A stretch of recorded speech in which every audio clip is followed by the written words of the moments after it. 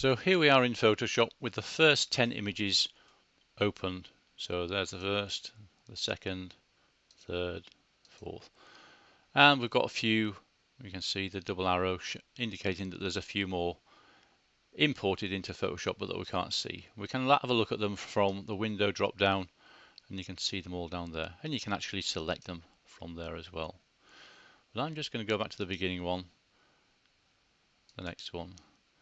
And this one here gives you an idea of some of the problems that you face when you're taking pictures of birds in flight, aircraft, where you may have just got the image within the frame, but there's so little remaining sky in this case that you won't be able to produce a decent composition when you crop the image. So the first thing I want to do with this image is to extend the sky, the canvas, the actual image size, and introduce some made up sky, I suppose. So this is how I would sort this sort of image out. First of all, we need to go to Image, Canvas Size, and say we don't need to do this to all the images, but I'd like to make the image a little bit wider. So don't forget we've got a 16:9 ratio, so we need some at the bottom and possibly a little bit to the left and the right. So I'm going to increase the width here to 10,000 pixels, and the height at the moment it's 5,792. Now this was taken with a 5DS camera, which is a 50 megapixel camera, so there's a lot of pixels there, but we need additional ones at the bottom. So I reckon maybe 6,500. And what I want is the canvas to extend it downwards and to the left and to the right. So we can select the relevant anchor point here, so you can see that all the additional pixels will be pushed to the bottom, to the right and to the left. And the background color, you can see white here, is based on the background color that you have selected here. But it makes no odds because we're going to be filling this background, the added background. Control 0 just to make sure we got the full image in the frame. So to fill this area here with sky, we can try and get Photoshop to do that automatically. But first we need to select the area so that Photoshop knows where to apply the effect. So I'm pressing the rectangular marquee tool here, drag an area here, trying to avoid capturing any of the propellers. Shift, Control and I, and that inverts the selection so that the area that we want selected, this is where we're going to apply the effect. So it inverts the selection. So that was a quick way of selecting that area, that area. You could of course selected one area, added to it that area and added to it that area, but selecting that area and inverting it is a quick way of selecting a weird shape like that. I'm now going to go to Edit, Edit Fill, and in the fill you've got different things that you can apply to that fill. 50% grey is often a good choice for certain things, but we're after content aware in this case. Select OK, and we'll have a look, see what Photoshop decides to do with this. For an image like this where you've got a fairly bland kind of sky, it often makes quite a good job. Control D to deselect. You can see that it's maybe just gone and added a little bit of aeroplane down here. So I'll go to the clone tool, and I'm going to, if we press the Alt key and the right mouse button, left and move, dragging it left and right changes the brush size. Up and down changes the feathering. Okay, so that's you pressing the Alt key with the right mouse button. So I need to select an area over here, press the Alt key, make a selection, and then just drag over there.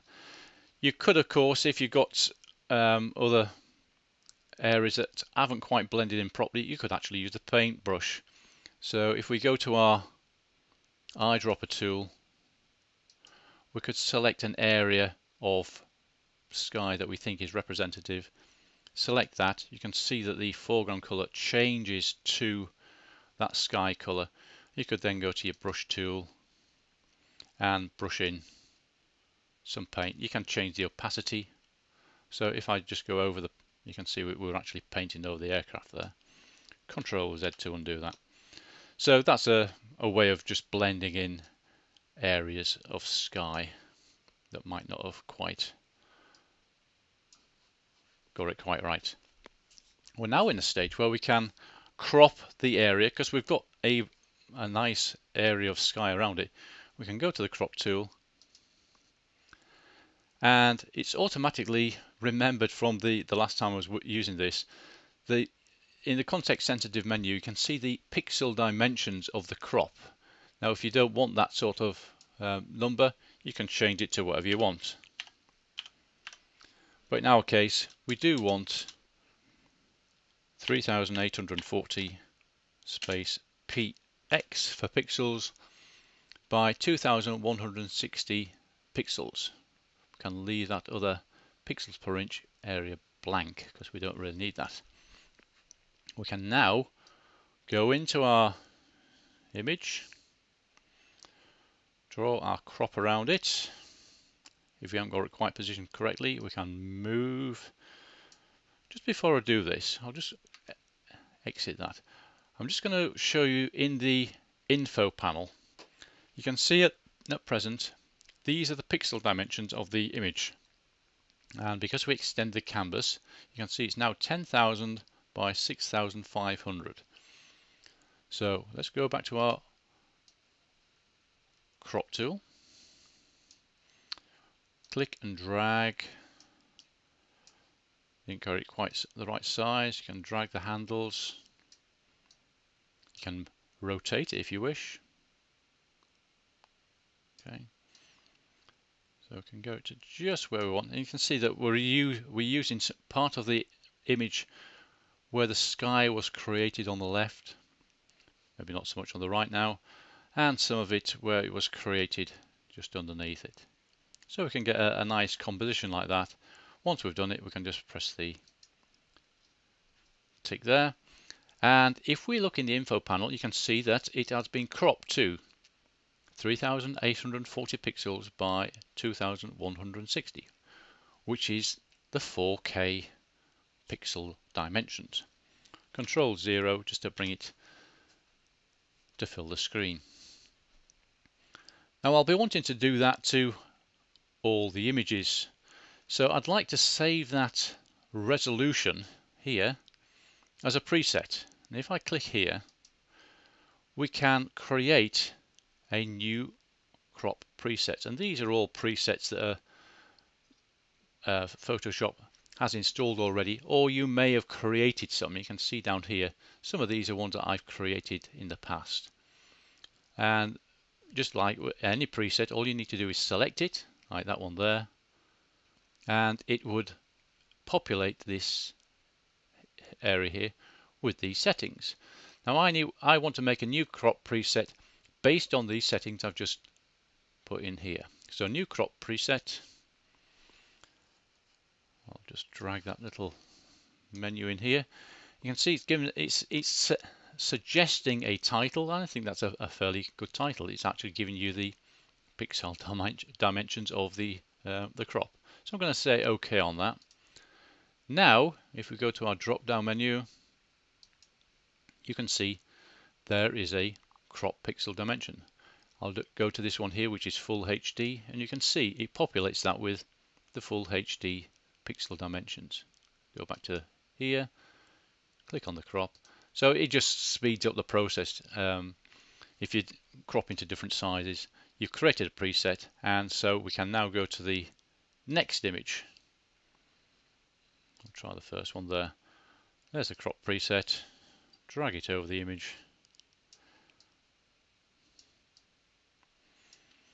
Look at the number of pixels here, 8,688. Press enter. and we're down to 3840 by 2160. So that is how we can create a crop preset so that we can apply that to each individual image. And of course, cropping is specific to each image. You can't automate this process because we're applying the crop in different areas of the image area here, depending on the subject matter. Of course. Okay, so cropping is an artistic expression of yourself, so you need to do this to each individual image individually, and we can't automate this process. So after having done this, we can now go on to finally sharpening the image, because sharpening has got to be applied after you've got down to the target pixel dimensions, which we have here. We can maybe apply a stroke to the border, save the image, and then close the image. And we can do that using actions, and I'll do that in the next video.